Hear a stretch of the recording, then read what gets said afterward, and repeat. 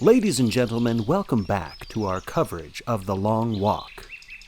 Now that Harkness's ticket has been punched and the writer of the group is no longer with us to record the stories of these boys, it is now up to me, your humble broadcaster, Bobby Thompson, to bear witness to these brave young men and provide you this testament of their journey every step of the way. And 69 walkers still continuing their own hero's journey, their verses still unfinished. As the soldiers prepare the body bag, there's number 5 Barkovich passing by with the dim-witted grin, that of a joyful gravedigger. You know, some contestants enter just for the morbid thrill of seeing others die in front of them. And I know protesters will say, as they hide themselves from the squads, that seeing kids drop dead is the sole purpose of this event, but you and I know, folks, that we do not celebrate death as we witness the long walk. We celebrate the pursuit of excellence, of perseverance, of victory. Oh, there's McVries. McVries, like the other boys, has no love for Barkovich. He's walking behind number 5, taunting him, challenging him. Maybe that's the sort of purpose number 61 McVries needs to stay in this battle royale. A good rivalry is sometimes all you need to keep going.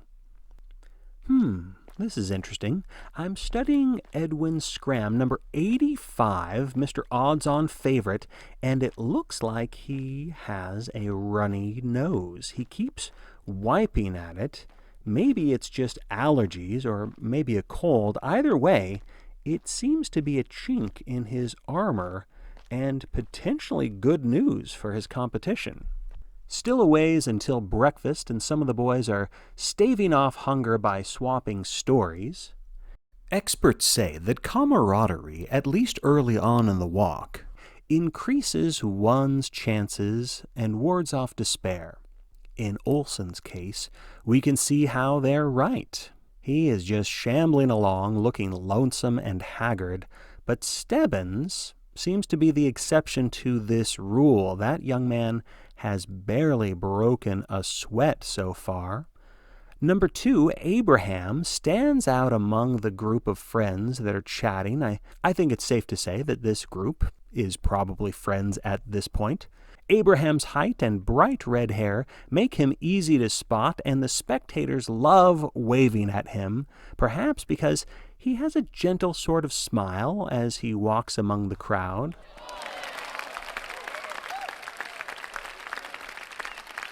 And he is more likely than any of the walkers to wave back to the spectators. And right now he is waving at a family and their cat. Is that cat on a leash? Oh man, the things you see on the long walk, right? 15 minutes until 8 a.m., and number 70, Hank Olson, has hit a new low. He is just moaning. A garbled plea to the soldiers, just begging that they let him rest. Art Baker, number 3, is taking advantage of the current lack of spectators and drops his pants. Most walkers can't seem to get this bathroom business done without getting a warning, and Baker has earned himself 2 so far, but he is back up and running. I'm sure he feels a lot lighter now. Number 38 is still dancing his funny little jig, but he doesn't look happy at all. I think he is definitely shaking his feet like that because something has gone seriously wrong with his nerves, with his feet, and maybe they've gone numb? And it looks like number 97, Wyman, his shoelace on his left foot has come undone. Now this is why we double knot it, people. Just a little thing like a stray shoelace can lead to... Oh, wait a moment. Percy Fields, number 31, Mama's boy, is casually walking along the shoulder, inching closer and closer, as if he plans to step off the route. Now this is the young man whose mother has shown up on the sidelines hollering for him to come home. And I have noticed number 31 eyeing the wilderness throughout this competition. He's always pegged me as a potential runner. I think Percy is going to break for it, but he is not running. He is just casually walking, silently stepping toward those woods, but maybe he has forgotten that the soldiers do have devices that keep track of every walker, and that even though it might look like the soldiers aren't paying attention, rest assured every step is monitored. Or maybe I'm wrong. Percy seems to have gone further off the route than I would have expected.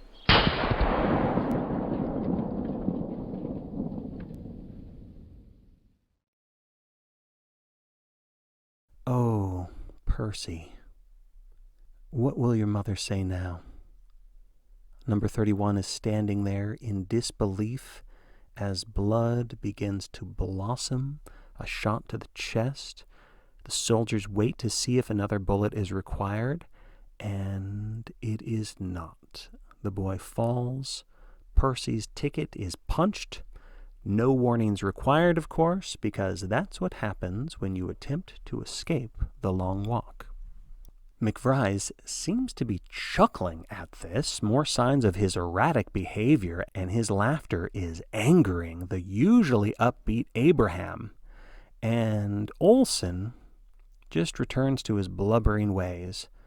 The temperature is rising, and now, to add another wrinkle, the air quality is lousy on this part of the road as they pass by a truck stop. A lot of disgruntled truckers are sitting, idling in their vehicles, anxious for the procession to pass by so they can return to their business. One trucker is giving the boys the finger. Well, that's not very nice, sir. The long walk is only once a year. You could have taken an alternate route. Oh, and it looks like the tongue of Wyman's shoe is sticking out. See, it starts with the laces and now the tongue. Pretty soon he'll lose that whole shoe. And it looks like further down there is more tension between Parker and Garraty. Now it's not about Maine versus Illinois. Reading their lips, it looks like Parker has brought up the sore subject of the squads. Now you can tell that Garraty misses his father, who has been squatted, and the soldiers are standing by to see if a fight breaks out. There might be more punch tickets in store for us. And now Scram's pace seems to have slowed, and yes, he definitely has a cold, folks. That was a big sneeze, but hopefully his constitution will tackle whatever virus might be bugging him. You know, those summer colds are the worst. Near the route, there's a family picnic, and the folks are just watching the walkers from the shade of an elm tree. As the boys walk past, they are drooling over the sight of those sandwiches and plates of potato salad.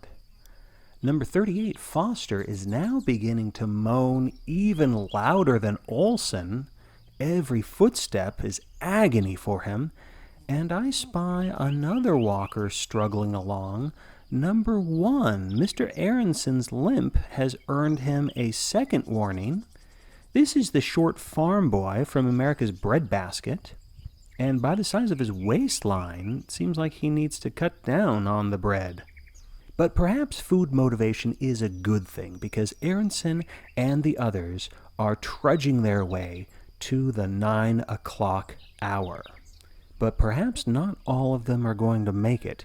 Number 28 has decided to sit down, just flumps right down in the middle of the road, and now that he's on his third warning, while this is going on, there is also number 94, Mr. Wayne, whose first name, get this folks, is Bruce. And I bet that this young man wishes that he could turn into a caped crusader and dash out of here, because his pace has slowed to a snail's crawl. Stomach cramps, looks like. And this is all happening while a new half-track is arriving loaded with food concentrates.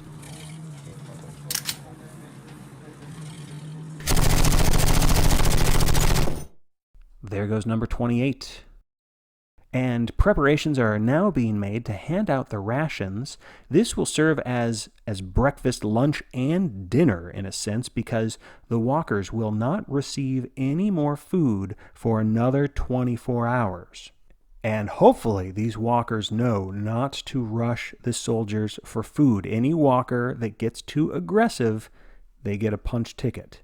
And oh, what is happening with number 94? Holy chambray shirts, Batman. That was number 94, Wayne, being dispatched. His stomach cramps got the better of him, and the poor guy didn't even get to hear what is on today's menu. But you folks back home get to find out right now. Each walker will receive tubes of chicken spread, pork spread, cheese spread, a vial of olives, and containers of tuna fish and crackers.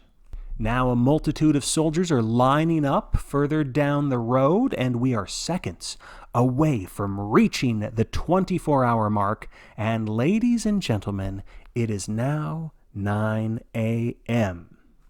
The new ration belts are being handed off to the walkers as they reach the soldiers, and so far everything is going smoothly, like passing a baton. The walkers would do well to not discontinue their pace unless they want a warning, so they need to keep walking and not give in to hunger or panic. They need to rest assured that each of them will receive their food. Even Olson stops his moaning long enough to grab a packet of rations. For many others, there are bright smiles on the faces of these boys.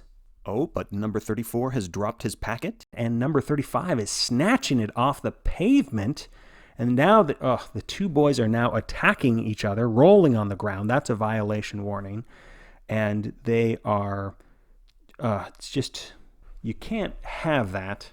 And get this, folks, both of these boys are cousins. Both the last name Foster. Number 34 and 35, Family Feud. Another violation. Oh! And they were both dispatched with a single bullet. Straight into 35's head, and it passed right through the other Foster kid. Yikes. The next Foster family reunion is going to be dismal. Cousin against cousin. I tell you, sometimes strange things happen on this long walk. It really makes you think. And that means we have 64 daring young walkers still ready to amble as they gamble their lives. But death seems like the last thing on their minds right now as they munch on their spread packets. Number 88, Stebbins, looks a little disappointed that there aren't any jelly sandwiches in these rations. And number 47, Go-Go Garraty, is not even eating, trying to show some self-control and saving the food for later, I guess. That's some willpower there. And here comes more exciting news. The vanguard, led by the Motego brothers still, has reached the 100-mile mark. There's a huge crowd cheering on the walkers. The police are doing their best to hold back the masses. Everybody wants to get a photo of these heroes. Parker seems to be waving at the crowd in a friendly manner, but I'm reading his lips, folks, through my binoculars, and he is saying some pretty mean things at the expense of the audience, things that seem to be cracking up number 47 because Raymond Garraty is laughing now like a demented hyena. No accounting for his taste in humor, I guess. But Garraty is really busting a gut. It's slowed him down so much that he's already earned a second warning, and now he is on his knees, not realizing that this is no laughing matter. And the crowd seems roused by these hysterics because they know that there is a very real possibility that they might be witnessing Maine's own receive his ticket punched right at the 100-mile mark, folks. And that is a final warning for Garraty. But look who is coming to his rescue, Peter McVries, returning the favor and perhaps saving Garraty's life. He has swooped in. He is pulling number 47 back on his feet, and the local boy seems to be... Oh, McVries gives his companion a quick, hard slap in the face, and then McVries is gone, walking briskly away before any interference issues can escalate. Garraty is stunned, the laughter slapped out of him, and his gait picks back up to the 4-mile-an-hour pace, but he is once again on the razor's edge. This is not the first time he's been walking on 3 warnings. The other boys are giving McVries the stink eye. They are not happy that he played the role of savior. But as we have said before, McVries is an odd duck, a wild card, and he does whatever he wants to do whenever the mood strikes him. The crowd is quiet now. We're all watching Garraty to see if he will falter, but he keeps on going. He's concentrating now. It's not funny anymore. Someone else, though, among the walkers is, in fact, faltering. That is Frank Morgan, number 64. He was the kid who was playing the harmonica last night. And according to his application, he hopes to one day open up a music school. I'm not sure that is going to happen. He suddenly seems to be ill, violently ill. I think he must have ingested all of his food packets at once, far too quickly, because he is on his hands and knees, making everything come back up. He had already been walking on a second warning for quite some time, and now that this is warning number 3, Barkovich is passing by with a gleam in his eye. Everyone else is plugging their noses and looking away as he just retches onto the... Ugh. And Morgan has left a mess to clean up in more ways than one. The crowd's attention shifting away from Garraty, taking the pressure off, at least for now. He better eat his breakfast while he still can. Number 54, Jensen, is doing his best to keep his breakfast down. He seems to be choking on a cracker, so he is gasping for a canteen refill. Remember, you might be limited on food here, but you get all the water you can drink, lads, so stay hydrated. Number 38, another Foster. He is the one who has been dancing a jig, trotting around on his sore feet. He's trying a new tactic now. He is walking on his tiptoes. Looks a bit like a ballerina on the asphalt there, but, whatever works. Scram is having another sneezing fit. I bet he wishes he had some aspirin in that ration belt. And the road inclines, a slight upward slope, and the crowds are diminished here. McVries is trailing Barkovich again, hoping to bully the bully. It's unclear if the taunts are affecting Barkovich, but the two are definitely exchanging words. Speaking of which, let's hear a word from our sponsors. Hey America, for those of you still allowed to vote, we've got a big election coming up. But do you really believe the Democrats or the Republicans really have your best interest in mind? Of course not. That's why the only choice for President of the United States is Greg Stilson. It's the job he was destined to do. Greg will increase the police force across all 51 states. And how will he pay for this? Not from your tax dollars, but by tapping into the existing funds for such communistic programs as welfare or the library. Our nation will become safer, in large part thanks to Greg's 10 o'clock curfew policy, but also because of his plans to ramp up the death penalty to include drug dealers and other lowlifes. After all, why should murderers be the only ones to walk the Green Mile? Greg Stilson for president. Let's build a better America. My name is Greg Stilson. I am running for President of the United States, and I approve this message. Welcome back, everybody. The walkers are passing a lumber yard as the road takes us back into a woodsy part of the state. Pearson and Baker look refreshed now that the rations have been served. They are swapping chess moves back and forth. Number 91 has been openly weeping for the past 20 minutes, which is a waste of hydration. Number 2, Abraham, is eating the last of his provisions, and it looks like Scram has torn off a piece of his shirt to use as a handkerchief, and pardon my crudeness, but this athlete has turned into a regular snot factory. Stebbins, usually a loner, is now tolerating some company as he chats with Garraty, and number 47 is finally digging into his snacks. Back to number 91, who the boys have been calling Crybaby Corky Travis. He has slowed down his pace so much that he is now walking on his third warning. And he doesn't even seem to notice or seem to care that the half-track is right behind him, carbines trained on his back. Oh, now he is looking over his shoulder, and that got him scared. Now he's moving. He's sobbing. He's sobbing even more frantically now, but at least he is on the run. Oh, and in his panic, he trips over his own feet, which on your third warning could very well be a death sentence. 91 is standing back up, wobbly knees, face red with tears. And get this, folks, he is taking the time to dust himself off. Not the best choice. 38 walkers have been eliminated, and at this rate, we might reach the halfway point by noon. We'll have to wait and see. The heat is now reaching a sweltering level, and it is only 10 a.m.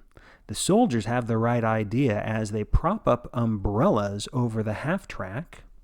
Number 17, Scotty Fesnick, must have predicted a lot more rain than we've actually gotten so far, because he wore rubber boots to this event. That's right, galoshes. Galoshes with no socks, if you can believe that. And right now he is stopping to take his boots off. They're just not working for him, and it has not been an easy task for him. He has already earned 2 warnings in the process, and now he is back up, walking barefoot. Those rubbers have really made a mess of his feet. There's a lot of pus, a fair amount of blood, and a ton of regret, I am sure. It'll be interesting to see how far he gets without shoes. And it looks like we have another young man who has burst into tears. Remember the tiptoe boy, the red-headed dancer with the plaid shirt? That's number 38. Well, he has stopped in his tracks right now. He is screaming about his aching feet. Will a good Samaritan like McVries or Garraty step in to snap this boy back to reality? It doesn't look like it. In fact, folks, number 38 is truly going off the deep end. He is now running in the opposite direction, right up to a half-track. He is begging the soldiers to let him rest his feet, and now he is trying to climb up the half-track. That is a big no-no. A soldier butts him in the face with his rifle, probably breaking the boy's nose, and that broken nose is the least of his worries now because, my God. The treads of the half-track are trampling over the boy's legs and feet, crushing him. He is pinned to the road, getting a second warning as the half-track takes its time, gushing over number 38's legs. This is another foster, by the way, no relation to the cousins. And 38 is still very much alive, but certainly doomed. It's excruciating to watch, folks. So my director is turning our cameras to something more palpable. Oh, look. A black-capped chickadee, the state bird of Maine. And that is a third warning for number 38 as the half-track finally passes over him, leaving his mangled legs flatter than a pancake. Which reminds me, this morning's portion of our broadcast is brought to you by IHOP, the International House of Pancakes. If you haven't tried their Rooty Tooty Fresh and Fruity combo, you don't know what you're missing.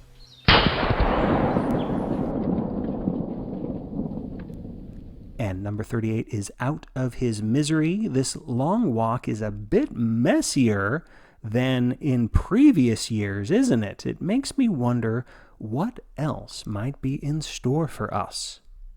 And Barkovich still seems delighted by each punched ticket.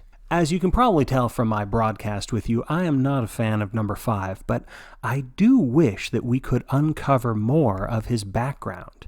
We know he's from Washington, D.C., and it's a little murky, but I'm guessing that his father was a lobbyist until that profession became outlawed. And now that everything I'm guessing is done under the table, we don't know exactly how the Barkovich family butters their bread. And all he really says in his 2-sentence essay is that he looks forward to impressing the major, and he can't wait to dance on some graves. Here's a walker we haven't noticed so far, number 81, Joey Radigan. In the navy blue hoodie, he has been slinking along in the crowd, and now he's behind 2 young men wrapped up in their conversation, one of whom has a couple of food packets sticking out of his back pocket, but not anymore. It looks like we have a thief among the walkers, and his name is Radigan. Number 24, George Fielder has been passing the time by himself, kicking rocks along the shoulder. Like Stebbins, he still has a lot of energy left, and other than his armpit stains, it seems like the heat has not been affecting him. And now it looks like he's using his engineer boots to stomp on an empty whiskey bottle, shattering glass across the asphalt. Don't forget hint number 10, Fielder. Save your wind. Up ahead at the vanguard, the Motega brothers are slowing their pace just a bit as they walk through a covered bridge. And that is a smart ploy. They enjoy the shade for as long as they can. You know, it's quite remarkable how these two have yet to receive a single warning. Now just imagine if it is down to these two, if these two brothers outwalk the rest of the competition, and it becomes this fraternal contest of wills, brother against brother. You know, a lot of folks over the years have suggested that there be a prize for second place. No money, no wishes granted, you just win your life back, sort of the ultimate consolation prize. Apparently the idea was brought all the way to the major, and he said, nah. Oh, back on the road, towards the end of the procession, barefoot number 17, Fesnik, has stepped on a piece of glass from that shattered bottle of Jack Daniels. He is screaming in pain and surprise. He's hopping on one foot as the soldiers give him a third warning. Ouch, ooh, that looks like it hurts. There's still more glass ahead, and oh my stars, he is down, both feet now shredded up. It's like number 24 set a trap and sleepy number 17 just waltzed right into it. And there goes Fesnik, and number 24, Fielder, is looking back from a distance to admire his handiwork. Boy, I thought Barkovich was bad. And with the hijinks of Radigan and Fielder, you can see how some of the boys are getting treacherous here on the asphalt. We're coming up on another intersection with a gaggle of onlookers, and there is a news van with a reporter hoping to interview a few of the lads. This bald fellow is WHGH on-the-scene reporter Mitch Wilkinson, and he used to be my boss until he got knocked out of the major leagues, so to speak, courtesy of the major himself. Just one of his many wise decisions. And I do not envy Wilkinson's job today. At this point in the walk, the competitors are bound to be very surly toward any authority figure. And Wilkinson has already been spat upon by several of the walkers, including a very flimmy Edwin Scram. Yuck. And number 2, Abraham is leading his peers in a choreographed crotch grab / thumb nose at Wilkinson's expense.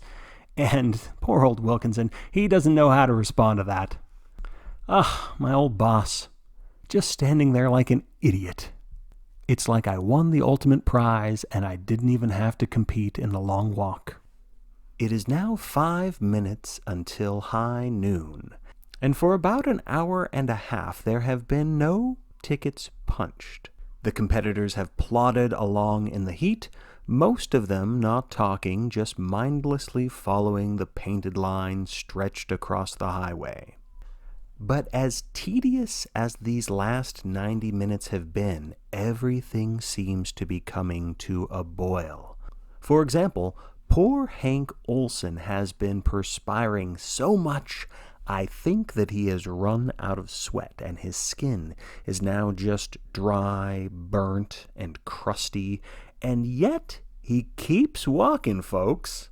But I'm afraid we cannot say the same for number 92, Tressler, who has been wobbling these last 3 minutes, earning a pair of warnings, and now he is definitely showing signs of sunstroke. He's panting like a little boy trapped inside a Pinto, and his faceplant, down he goes. And the soldiers are standing by with their chronometers. Folks, I do not think that Tressler is getting back up, but there does seem to be perhaps a loyal friend that Tressler has made during this walk, because number 46, Jamie Gallant, he is a tall, silent, unassuming boy, at least unassuming so far, and he is now down on his knees at Tressler's side, attempting to revive the unconscious boy, even going as far as trying to drag his companion across the asphalt. This might count as interference, but perhaps not, because the soldiers are still monitoring the situation, not getting involved, just studying the chronometers. Which makes me wonder, if a walker drags a fellow walker and maintains a speed of over 4 miles an hour, will that bedraggled young man be spared from a punch ticket? Well, we may never know, because in this case, number 46 was far too slow despite his gallant attempt. Forgive me, folks, I couldn't resist. And during all of this excitement, there's been a new development at the end of the procession. Number 6, Chapman, the only walker who hails from Alaska, cannot contend with the heat, so it looks like the sun is claiming another victim. Chapman is now crawling on his hands and knees. His tongue is engorged. No air seems to be getting in or out, and his face is turning beet red. He's only received a first warning so far, so he still has time to recover if he can somehow catch his breath, but I don't know. Almost everyone has passed him by, with the exception of Stebbins and also the portly Mr. Aronson, number 1, who is having his own problems, staggering with a pair of cramped legs. This poor kid had the audacity to wear corduroy pants to this event. So you can imagine the sound that he has been making for the past 27 hours. And now he passes the crawling Alaskan. Chapman is about to pass out at any moment, still slowly crawling, earning a second warning. His tongue is a bulging nightmare, now a shade of purple. And Stebbins, so often bringing up the rear, passes by Chapman, giving the young man only the slightest of glances. And now number 6 is on his final warning. Aronson, not far from the scene, cries out in pain. He has stopped walking altogether. It almost looks like his feet are stuck to the cement. That double cramp of his has stopped him in his tracks. Back to Chapman, the chronometer is ticking, and number 6 is no longer crawling, but simply convulsing. And that ticket is punched, but there's little time to process the Alaskan's demise because, number one, the first boy to introduce himself to the major just yesterday morning has received his third warning. He's looking almost half man, half statue. His upper body and his arms are moving, but his legs are not, and as he is clutching at his legs, trying to pull his feet up off the pavement, but he is held fast. Folks, you will have to forgive my second Wizard of Oz reference of this long walk, but this young man looks like the Tin Man has run out of oil. The two soldiers who have dispatched number 6 are now watching closely as pudgy number 1 is just standing there looking at them, almost shrugging his shoulders in a gesture of, oh well, what can you do? The answer apparently is nothing. There goes Aronson, ending a vicious 3-2-1 punch ticket trio as the other boys walk on. Thankful sunstroke and cramps have not yet claimed them. Yet is the key word as the thermometer continues to climb. That's why I'm thankful to be sitting right next to an ice-cold pitcher of Country Time lemonade. It's always time for Country Time. It's 5 minutes to 1 now. These New England fields are devoid of trees and therefore shade. On his third warning, Eric Foster, number 36, has crumpled to his knees, clutching at his throat. Looks like another boy claimed by that malady we call sunstroke.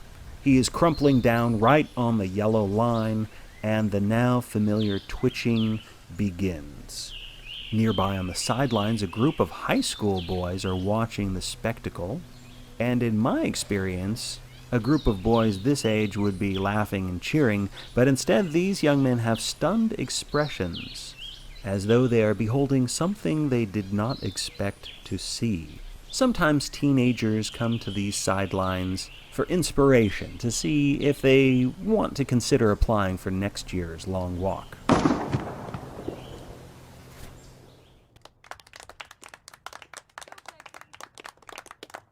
And I'm guessing by their lackluster response that these fellows don't want to be submitting an application. Number 36 gone. The walkers are now traveling past fields of hay, and I'm sure some of them must be daydreaming about taking a nice long nap in one of those comfy hay bales.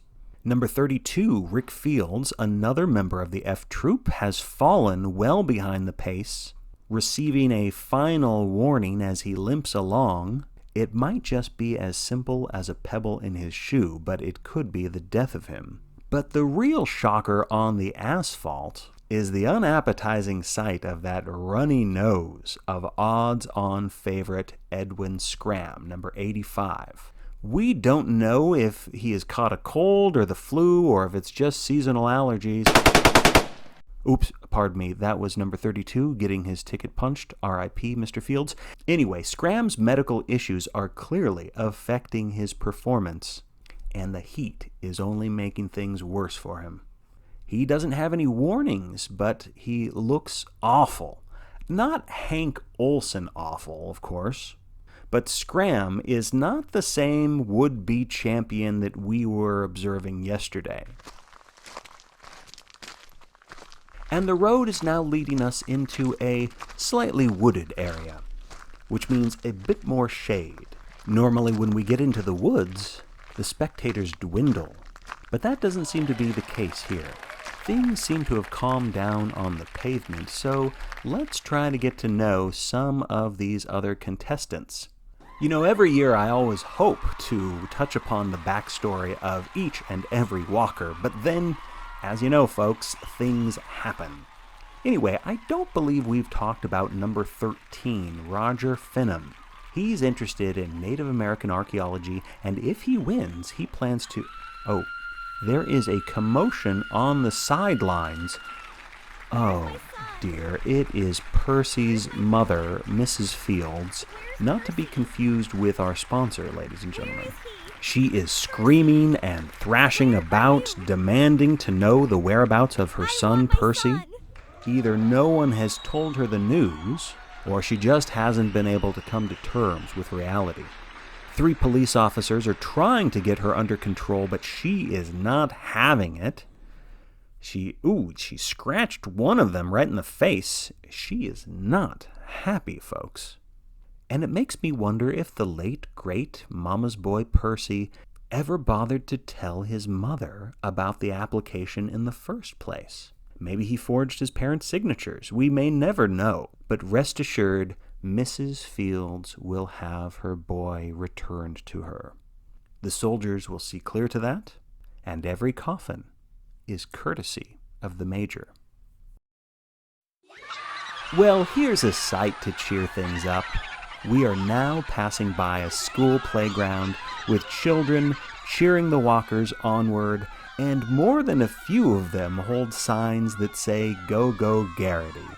And on that happy note, as we transition from tears to cheers, I do believe it's time for a station break. But don't worry, folks, our coverage of the long walk will continue when we return. I'm your host, Bobby Thompson, and don't forget, a new season of The Running Man is starting next week. So don't touch that dial, folks. There's so much more to come.